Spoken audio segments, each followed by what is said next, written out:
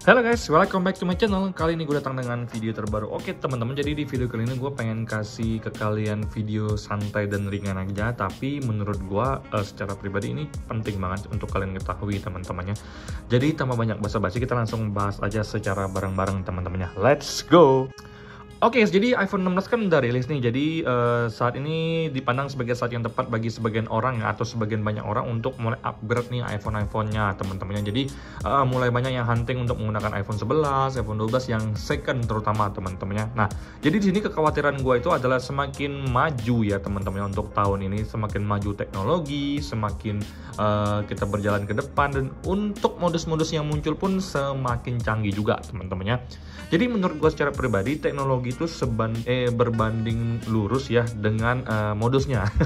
Ini menurut gue secara pribadi teman-temannya. Jadi ada beberapa modus yang bakal gue share ke kalian. Ini berdasarkan pengalaman gue secara pribadi dan juga dari pengalaman orang-orang yang gue temui teman-temannya. Nah, jadi seperti yang kita tahu guys ya, kalau untuk zaman sekarang itu beli iPhone second itu sangat rawan sekali. Yang pertama itu adalah rawan kalau iPhone kita itu kena bypass teman-temannya. Jadi untuk iPhone kena bypass itu artinya iPhone itu ke lock iCloud tapi di bypass, bisa masuk menu home screen, jadi bisa kepake secara normal guys ya. Jadi kalau untuk iPhone bypass ini sendiri, sepengetahuan gue tuh ada dua tipe teman-teman, yaitu bypass yang biasa aja, kemudian ada bypass yang premium ya, selulernya bisa kepakai. Jadi gue sejujurnya pernah nyoba iPhone bypass yang bukan premium, artinya iPhone itu nggak boleh mati sama sekali, karena kalau dia mati dia akan langsung nge-lock di boot loop teman-teman, jadi harus di bypass lagi guys ya. Nah, jadi jasa-jasa seperti ini nih banyak banget yang berkeliaran dulunya teman-temannya, tapi karena sekarang ini gue nggak terlalu merhatiin lagi tentang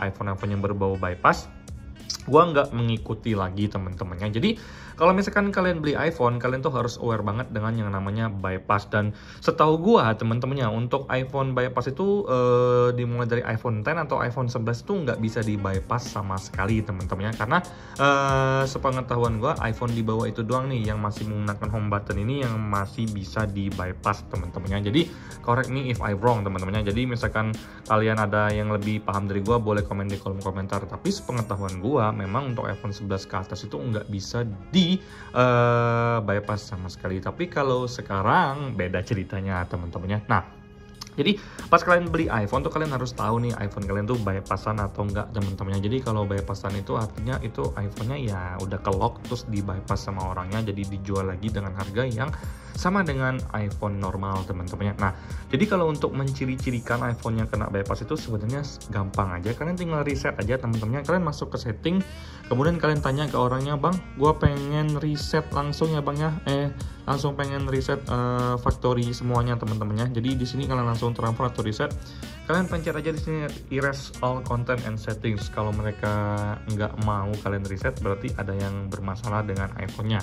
Itu cara yang paling simple kalau untuk mengetahui iPhone itu bypassan atau tidak teman-temannya. Oke guys, kalau untuk kasus yang kedua ini adalah kasus yang sebenarnya udah lama terjadi, tapi semakin kesini semakin marak terjadi teman-teman. Jadi kalau dulu itu nggak terlalu sering, sekarang udah mulai sering banget. Gua di sini akan langsung buka akun Tokopedia gua langsung dari kesaksian orang teman-temannya. Jadi di sini beliau curhat ke gua guys. Jadi curhat ke gua kalau misalkan dia pernah kena tipu guys ya. Jadi ini ceritanya guys. Jadi dia itu punya iPhone 8 ya. Di sini kalian bisa lihat sendiri ya. Mas, waktu saya jual iPhone 8 second yang saya beli di counter itu X-iBox kodenya PAA. Ternyata pas saya jual di toko resmi karena ganti iPhone 13 jadi terdeteksi X-Inter. Jadi kode PAA itu suntikan. Yang bikin saya nyesel, saya main jual aja di harga yang murah banget, tapi saya masih suka iPhone 8 second itu.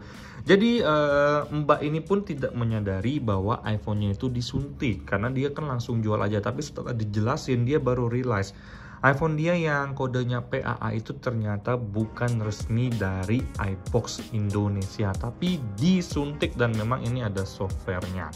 Masalahnya kalau dulu itu nggak terlalu banyak orang yang udah paham hal ini, tapi untuk zaman sekarang ini semakin marak kejadian teman-teman. Jadi Gue banyak banget nemuin di Facebook juga yang jual iPhone XI box, harganya di bawah rata-rata. Kok bisa harganya XI box resmi tapi harga di bawah rata-rata? Misalkan iPhone 11 XI box dihargai 5 juta ya kalau misalkan normal, terus kemudian dijual sama dia di angka 3,5 juta. Itu gue nggak habis pikir sih gimana ternyata itu bisa diakali temen-temennya. Jadi XI box itu ternyata dengan menggunakan software, kode numbernya itu ternyata bisa diubah temen-temennya. Nah jadi kalau untuk model numbernya di sini kalian bisa lihat sendiri, ini tuh ternyata bisa diubah menggunakan software guys ya. Jadi kalau untuk menciri-cirikannya iPhone XI box ini adalah kalian langsung ketemu aja sama orangnya teman-temannya. Jadi kalau bisa COD, karena kalau untuk toko online sekarang gue juga rada-rada takut sih teman-temannya. Gue nggak tahu tuh iPhone udah bekas apaan, apalagi untuk iPhone jadul teman-temannya, gue juga agak riskan. Jadi kalau untuk yang iPhone di modifikasi untuk model numbernya ini, gue juga agak bingung ya gimana cara mengakalinya. Kalau kalian ada yang tahu, kalian boleh komen di kolom komentar. Tapi kalau dari gue secara pribadi, gue tuh lebih prefer untuk COD sama orang ya. Terutama sama orang yang secara kelihatannya tuh kayak ya fine-fine aja, COD mungkin di rumahnya yang jual atau COD di tengah-tengah di tempat makan, jadi kita bisa saling ngobrol teman-teman. Jadi kalau misalkan untuk XI box yang di modifikasi itu kan untuk minusnya mungkin kita tuh ketipu di harga teman-temannya. Jadi dia jual harganya seharga iBox tapi ternyata itu kualitasnya Inter.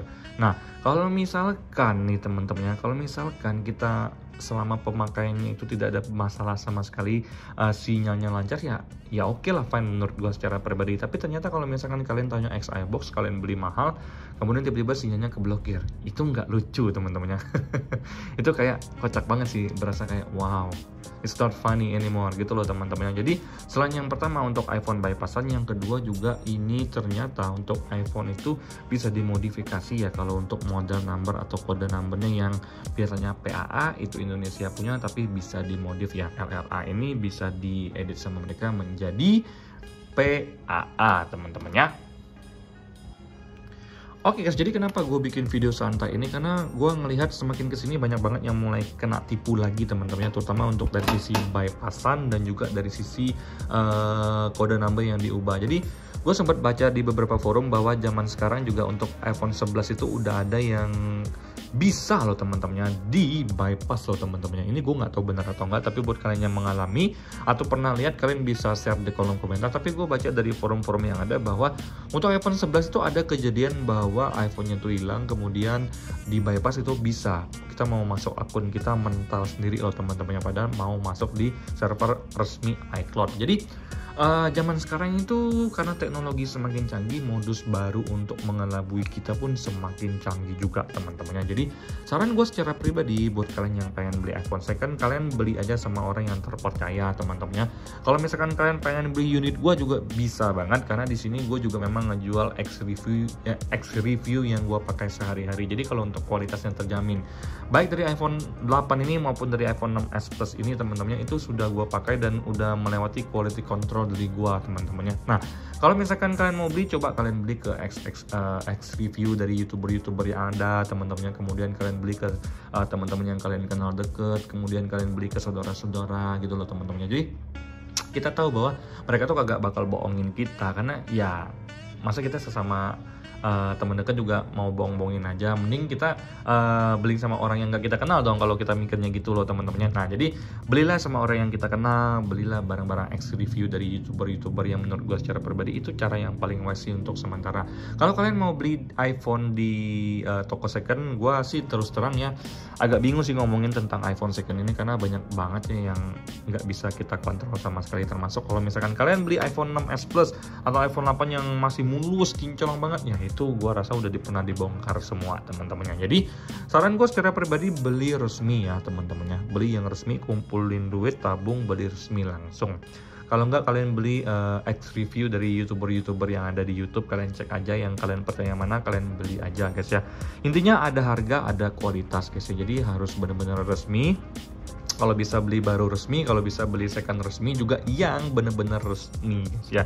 Jadi semoga video ini membantu banget ya untuk yang bener-bener masih buta banget nih tentang iPhone dan pengen nyoba pakai iPhone, pengen nyoba beli iPhone tapi masih takut banget. Daripada kalian nggak tahu mau nanya siapa, malu bertanya, kalian bisa tanya ke gua, kalian bisa DM gua, kalian bisa komen di kolom komentar, atau kalian bisa sharing ke gua bakal balas kok teman-temannya. Nah, itu aja yang ingin gue share ke kalian. Semoga video ini memberikan kalian sedikit gambaran bahwa betapa pentingnya kita untuk mengetahui apa yang akan kita hadapi ke depannya. Jadi kita harus tahu nih ya, modus-modus zaman sekarang itu udah mulai maju, jadi kita pun jangan terjerat modus terbaru tersebut teman-teman ya. Nah, sekian video gue kali ini teman-temannya, semoga kalian mendapatkan sedikit manfaat, karena bagi gue secara pribadi kita harus lebih pintar dari yang bikin modus teman-temannya. Bye bye, sampai jumpa di video selanjutnya. See you again.